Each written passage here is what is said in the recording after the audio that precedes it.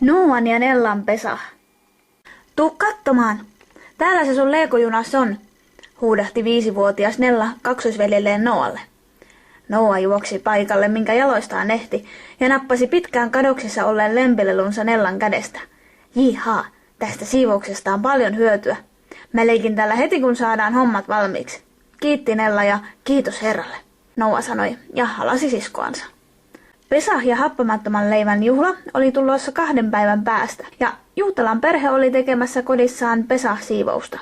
Ennen Pesah-juhlaa, nimittäin juutalaiset yleensä siivoavat kotinsa perusteellisesti, mutta tärkeintä on puhdistaa koti kaikesta hapatteesta. Hapatetaan esimerkiksi hiivalla nostatetuissa leivonnaisissa ja vehnäjauhoissa. Se onkin melkoinen salapoliisitehtävä. Etsiä kodista kaikki hapate ja hävittää se pois. Leivänmuruja voi jahdata vaikka imurilla.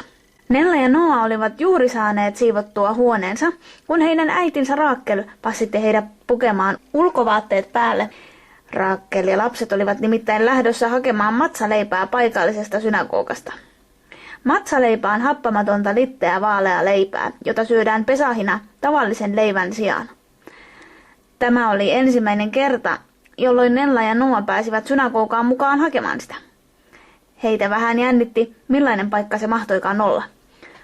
Nykyään virallisissa synagogissa kokoontuvat yleensä sellaiset juutalaiset, jotka eivät usko Jessuaan, mutta tavallaan synagogaksi voi kutsua mitä tahansa paikkaa, jossa rukoillaan ja ylistetään Israelin Jumalaa. Ehkä muuten ihmettelit, kuka on Jessua.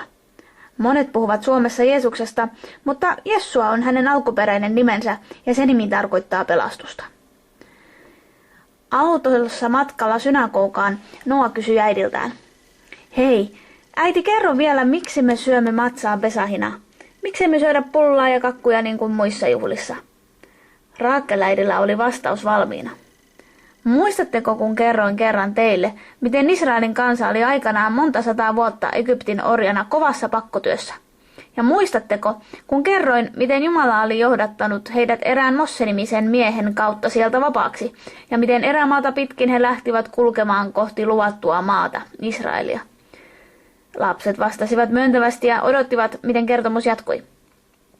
Tiedätte, että kun leivotaan leipää tai pullaa, taikinaan laitetaan yleensä hiivaa, ja sen pitää antaa kohota aika pitkään ennen kuin siitä voidaan leipoa. Sinä iltana, kun israelilaiset vapautuivat Egyptin orjuudesta, he eivät ehtineet odottamaan, että leipätaikinat nousisi. Oli kiire totella Jumalan käskyä pakata tavarat ja lähteä pois sieltä. Siksi israelilaiset söivät matkansa ensimmäisenä 7 päivänä litteää, happamatonta matsaleipää. Jumala määräsi, että israelilaisten pitää joka vuosi samaan aikaan noina 7 päivänä syödä samanlaista happamatonta leipää noiden tapahtumien muistoksi. Siksi mekin syömme matsaa pesahina.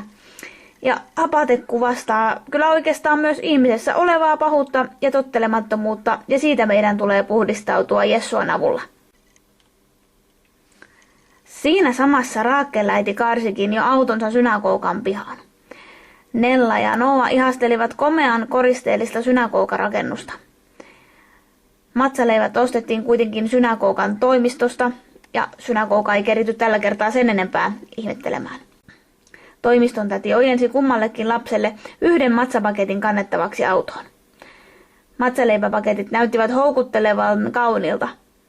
Kotimatkalla Nella kurkkasikin varovasti toiseen pakettiin ja huomasi, että matsaleivässä oli reikiä. Hei, nämä leivät on rikki. Ne on täynnä reikiä, hän huudahti. Niissä on reikiä ihan tarkoituksella, rauhoitteli äiti. Laita kuitenkin paketti vielä kiinni. Tiedättekö, että Jessua sovitti syntimme juuri pesahin aikaan? Jessua sanoi olevansa elämänleipä. Hän oli siis virheetön elämänleipä, eli puhdasta ravitsevaa ruokaa meidän sieluillemme. Reijät matsaleivissä ilmeisesti ehkäisevät hapateen syntymistä niihin.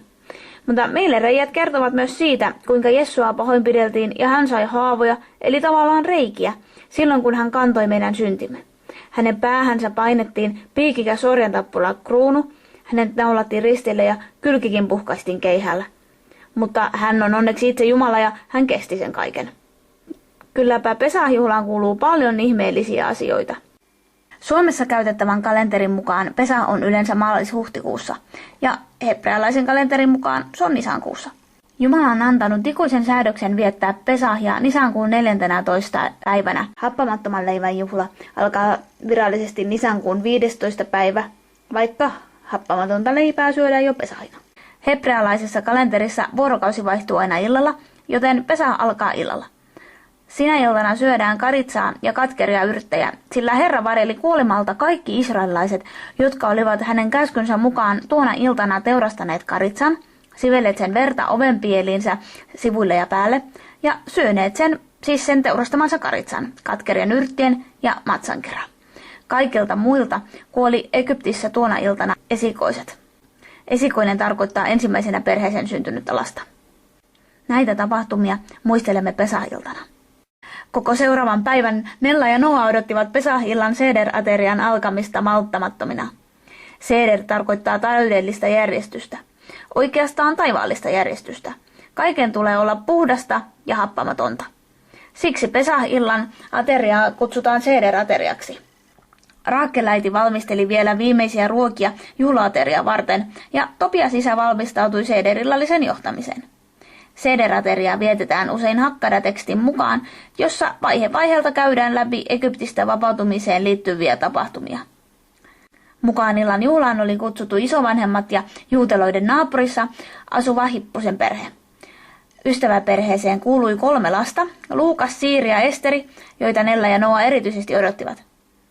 Odotellessaan iltaa ja vieraita, Nella ja Noa askartelivat kaikille karitsan muotoiset kartonkiset kortit, joilla he tahtoivat toivottaa vieraille hebreaksi hyvää juhlaa, eli haksamea. Hei kato, äiti polttaa taas tulessa noita juttuja, Noa huudahti kesken askartelun ja osoitti sormellaan keittiön. Totta tosiaan, äiti valmisti juhlaateriaan kuuluvaa sederlautasta. Siihenkin kuuluu monta jännää juttua. Nella ja Noa kipittivät äkkiä keittiön katsomaan, miten lautanen taas koottiinkaan. Ensin Raakel äiti laittoi lautaselle juuri polttaman reisiluun, joka on meille vertauskuva Jessuan uhrista ristillä. Reisiluu on kokonainen, eikä Jessualtakaan rikottu silloin yhtään luuta.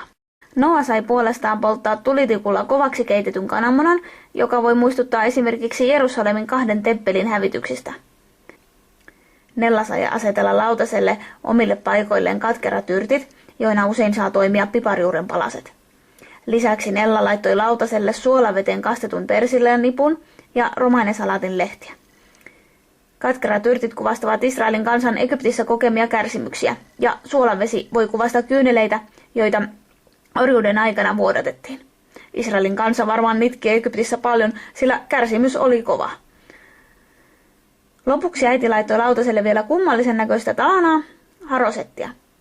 Siinä on sekoitettuna rouhettuja pähkinöitä, omenaa, viiniä ja kanelia. Se kuvastaa muurilaastia, jota israelilaiset joutuivat orjatyössä käyttämään. Silloin vieraat koputtivatkin jo oveen. Nella ja Noa kiiruhtivat avaamaan askartelemansa karitsakortit selän takana. Ovesta tulivat samalla kertaa sisälle sekä isovanhemmat että naapurin perhe. Lapset ojensivat kortit ja toivottivat vieraat tervetulleeksi juhlaan. Vieraat ilahtuivat lämpimästä vastaanotosta ja ihanista karitsakorteista. Lapset saivat mennä hetkeksi huoneeseensa leikkimään vielä ennen juhlaateriaa. Nellan ja Noan isä Topias ja naapurin setä Sasu laittoivat yllensä tallitit eli rukousliinat ja päähänsä kibat eli juutalaisten miesten pienet pyöreät lakit. Myös Noa ja Luukas muistivat laittaa kibat päähänsä. Poikien juhla-asuun kuuluivat myös heidän omat rukousliinaliivinsä eli tallit katanit. Juhlahetki lähestyi. Topias isä kutsui kaikki istumaan pöydän ääreen. Raakel äiti sytytti juhlasapattikynttilät ja siunasi tulevan juhlan. Isä alkoi lukemaan Hakkadaa, eli sitä Seder-aterialla luettavaa kertomusta. Pesahilta ei ole kuitenkaan pelkkää istumista ja kuuntelemista, vaan kertomukseen pääsee kaikki mukaan. Seder-lautasessa olevia ainesosia syödään kertomuksen eri vaiheissa, kun muistellaan Egyptistä vapautumisen vaiheita. Myös lapsille on kertomuksessa oma tehtävänsä. Yhdessä vaiheessa lapset saavat kysyä tekstin mukaan 4 eri kysymystä Pesahista ja niihin vastataan. Kysymykset liittyvät siihen esimerkiksi, miksi Pesah-ilta on erilainen kuin muut illat. Toinen hetki, mitä lapset yleensä odottavat, on afikomen etsintä. Sederäteriä pöytään laitetaan nimittäin liinan alle 3 matsaleipää, joista keskimmäinen murretaan ja toinen puoli leivästä laitetaan piiloon ja lapset saavat etsiä sen. Joskus löytäjälle saatetaan antaa pieni palkkio siitä. Löydettyä matsaleivän puoliskoa saatetaan säilyttää koko vuosi tallessa ja siitä voi syödä palasen, jos on sairas tai on muuta murhetta.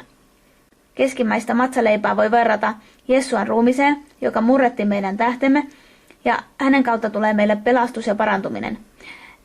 Jessuakin voi olla monilta ikään kuin vähän piilossa, mutta mikä suuri riemu tuleekaan, kun hänet löytää. Suunnilleen puolivälissä Hakkada-kertomusta syötiin varsinainen karitsa-ateria. Sederillan aikana tärkeä osa ovat myös 4 viinimaljaa. Jokaisella niillä on oma nimensä. Ensimmäinen on minä toin, sitten minä pelastin, minä lunastin ja minä otin. Eli lyhyesti sanottuna, Jessua toi meidät pois orjuudesta, pelasti meidät pahasta, hän lunasti meidät perellään omaksi lapsekseen ja lopuksi ottaa luokseen taivaaseen. Ja kerrottakoon vielä, että Hakkadan kuului myös lauluja ja psalmeja. Sekä Juutelan perhe ja heidän vieraansa olivat niin innoissaan, että jatkoivat ylistyslauluja vielä pitkään Sederäterian jälkeenkin.